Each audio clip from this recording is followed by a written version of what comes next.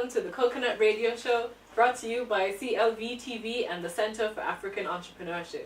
Today I have two guests. Please introduce yourself. Hello, I'm Kaiser Jonathan, and thank you for coming to the show today. Hi, I'm Mia, and I'm here. Yeah. Back again for more. Basically, this time of year is when all the Caribbean people in America and in the UK decide to show themselves. Now, as an actual Caribbean-born, Caribbean-bred person, one of the things that always kind of rubs me the wrong way is the second generation, third generation immigrant from the Caribbean, their children, sometimes tend to try and represent a little bit harder than the ones who are from the Caribbean. But obviously they have a different version of the culture than what I'm used to. For example, when I am in a fete, in a party, I don't want to hear Afrobeats or dancehall. It is soca music time. It's the time of year for soca music. That's what Carnival is about. I don't want to be going up and then seeing everybody doing some kind of weird, modified Afrobeats dance that's not quite the same pace. And, you know, I totally understand that if you grow up abroad, your method of survival is inclusion, so you want to make everybody a part of the thing that you have. You want to demonstrate your culture, but you also have to include other people as well, because, you know, otherwise you mark yourself as a minority and block off everyone else. But at the same time, if I'm back home, I want to show people this is our culture, this is what we do. You know, you're happy to observe, but this is our thing. So I wanted to get you guys' perspective. I know that both of you are not from the UK, brought here at different ages. How do you feel about, you know, people who are born in the UK but from Africa compared to people who are from African countries? I just feel like I had something against them, honestly. When we first moved here, it was almost as if it was a crime to be a black person or to be an African person. And suddenly now, you know, you find people, yeah, I'm from nah. Okay. So how much do you know about your culture? Zilch. Can you speak your language? Zilch. Can you at least name one plate or one dish from, you know, your culture? Zilch. But then, not just with the dancing, they're going to step up to your face and try to tell you how your country is running. Wow. Okay, I'm done. Yeah. Okay, what about you, Jonathan? Well, I can name one dish, jerk rice. I know you did not just say jerk rice. Dude. Don't talk to me. Don't talk to me. Jerk rice. Well, some people really do, like, just, just say, they forget the original food completely, and then they just, like, they're taking a broad with this. Let me tell you about the cultural appropriation that went on here. So, Jamie Oliver has this microwavable food pack of rice that he decided not to call Caribbean style rice or Jamaican influenced rice. He called it jerk rice. Now, ladies and gentlemen, jerk is a verb. If you're speaking in proper English, it should be jerked, ed at the end. There's a special season that you put on chicken, fish, pork, and it's jerked chicken, whatever, like curry. But right? You just said jerk. Where's the jerk? Where's the jerk? What's jerk? And to make it even worse, right? What's jerk? To make it even worse, the rice doesn't actually have any of the stuff in the jerk seasoning. It's like he added ginger and something else, some pepper, and said, "Yep, that's jerk." That's what I mean. You don't know your own country, but you gonna tell me about my country? How the hell? Like, okay, I'm done. Yeah. Yeah. Okay. Anyway, back to the topic we're talking about, Jonathan.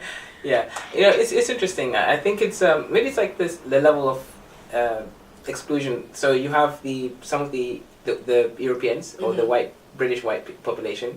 They really don't know much about Africans or black people. In fact, I had certain insults from racist people like, Jonathan, man. I'm like, okay, first, I'm not Caribbean. Second, I'm not Jamaican. Third, that's a bad Jamaican accent. That's it. Fourth, and if you're going to try to insult me, at least be accurate in your insult, right? It's like, okay, so you have them, and they just see black, and they just can't resolve where the focus where it comes from. Then you have the black people. they're just as bad in some cases because you have friends who are brought up here. They identify as I'm Kenyan or I'm like from Zambia. Yet they don't know who the Zambian president is. Thank you. Right? They don't know what the political system is like. They don't know if it's a capitalist system, oligarchy, or like communist. They have no clue. But then they have a lot of opinions about how things are, how they should run. And the thing is, the problem is they do represent us because there's a lot of them, and they're growing. And I think one of the issue is also sometimes they get they join some groups or movements that have nothing to do with them or their own experience. So, for example, you have these guys, like you said in your case, with the Caribbeans, and they're basically you have a carnival which is supposed to be Caribbean influence music, but then you're having it like modded with something which is just not that, and I think the problem is there's a lot of them and they're growing populations, so they're slowly drowning us out. and then well, should it be an us and them? I mean, that's kind of so. This is one of the reasons why I was sort of toying with this idea, because on the one hand, if I had grown up here, if I had been born here, it wouldn't have been my choice. It would have been my parents' choice. That's true. Focusing on basically trying to I think we could just simply create our own characters. Yeah. There's so many creative people out there. Look, I just said that if somebody had to play James Bond, I have two choices, and because they've already said Idris Elba, I'm up for that. I would have thought Will Smith as well, but I find him too funny, so I don't think he's gonna keep up with that. But James Bond was kind of funny, at least back in the days when I always forget his name, the one that played with Halle Berry. Pierce Brosnan? That's the one, yeah. He was a bit funny. He did throw a little humor. So, yeah, Will Smith would do that. But like you said, it's not going to change the movie, man. Like it's the same thing. It's in the name of diversity. But having diversity in media for me like saying, oh means my that God, let me stop you right there. It's like saying getting two white people to play bad boys. Well, it's not just that, but it's like diversity means having a different array of roles, which James Bond type roles are one of them, but it means that if you're writing a script and the script clearly says this character has curly hair with brown skin, that's the person you see. But I think this is an issue here with this whole diversification thing. Is it's going to cause animosity between the whites as well. Yeah. And the problem is, Idris Elba probably is the most qualified person to play James Bond. That's the problem. Is he is actually qualified, but the reason they're putting him on is for the wrong reasons. Exactly. And that's the issue. Yeah. Because I'm sure you've seen Luther, right? Yeah. His show. I mean, it's amazing, right? It's a good show, really good actor, but because of this whole situation, people would overlook the fact that he's a good actor. Exactly. And one of the things that I'm a bit concerned about is diversity seems to be in. At the moment, it seems to be in vogue to be, and it's not. They're not doing it properly, right? Yeah, because exactly. Even at some universities, I'm not going to name which ones for obvious reasons. they say, okay, we're about all gender and racial diversification, right? But you see, they don't actually listen to some of them. Again, I'm not going to name which ones. They don't listen to the individuals who tell you, okay, this is what we'd like. We'd like some funding for some women's conference teaching specifically how to do this, or minority conference on going to schools and. Yeah, exactly. They don't do that. They just interested in any of that. They're just like, no, we're going to recruit a certain number of people and give funding to a certain number of projects, and then that's us for diversity this year. That's what I feel like it is. So they're doing it for themselves and not for the actual. Because what I thought when I heard about Idris Elba playing James Bond is there's a book called The Number One Ladies Detective Agency. Okay. It's about a female detective in South Africa, played by Jill Scott. Yes. Man. They only made one movie, but there's like 7 books in the series. Why did they stop? That was my question. Exactly. Why did they stop? It was actually a good movie. It was a great movie. If y'all haven't watched it, oh my God, Jill Scott, she killed it on that movie. I love that movie. I need to. You just gave me a movie to watch, and I need to go back and watch that movie. It was a great movie, and you haven't watched it. No. Oh my God, it's really good. It's really good. I still think they should have got a woman from Botswana to play that role. They didn't need to have Jill Scott pretending to do a Botswana accent. Oh, do you remember Nina Simone? She was played by... Yes, that very light-skinned woman. Why didn't they just get... blackface that was... Did black people because they were like, they said that they couldn't find an actress that looked like Nina Simone. Really? Tumblr literally tagged like 20 pictures. Yeah. Like, she could have played it, she could have played it, she could have played it. It's wow. Okay. Where were you looking? Listen, I was in Cardiff at the time. Y'all could have hit me up.